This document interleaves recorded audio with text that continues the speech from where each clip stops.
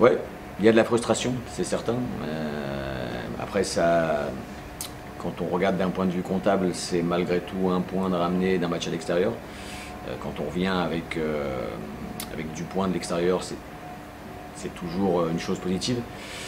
Mais le contexte et les événements du match nous laissent un peu sur notre faim, puisque on fait 30 minutes moyenne. Le dernier quart d'heure mieux en première mi-temps, on est mené, on revient à la marque, on passe devant l'adversaire deux fois, on joue en supériorité numérique et finalement on revient qu'avec un point alors que je pense qu'il y avait les moyens de revenir avec les trois.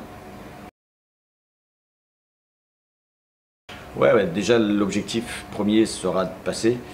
Si demain on me dit tu vas gagner 3-2 et tu seras au prochain tour, je vais signer aussi. Donc non, il faut qu'on retrouve une certaine stabilité, voilà, et qu'on redevienne moins facile à manœuvrer défensivement. Mais ça doit concerner toute l'équipe, hein, du premier attaquant au gardien.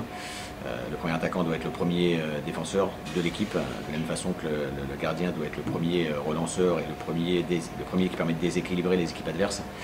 On doit tous se remettre dans ce qu'on faisait bien en début de saison, de façon à redevenir moins perméable, parce que pour exister dans ce championnat et dans tous les championnats en général de sport collectif, il faut une belle animation défensive, et encore une fois l'animation défensive elle concerne toute l'équipe, donc il faudra qu'on soit plus cohérent à ce sujet-là durant les prochains matchs.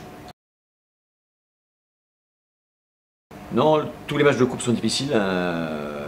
Jusqu'à présent, les deux prochains tours, on a plutôt bien préparé les choses, et on a accordé beaucoup de crédit aux équipes qu'on a rencontrées, que ce soit Pays d'Argentonnais ou Niort Saint-Florent. Là, ce sera encore plus difficile. On monte le niveau d'exigence d'un cran, puisqu'on va jouer une équipe de Neuville qui est quatrième de N3, qui a fait un bon début de championnat avec des résultats significatifs. On ne va pas faire match nul un partout aux Girondins de Bordeaux, avec la génération de jeunes joueurs qu'ils ont là.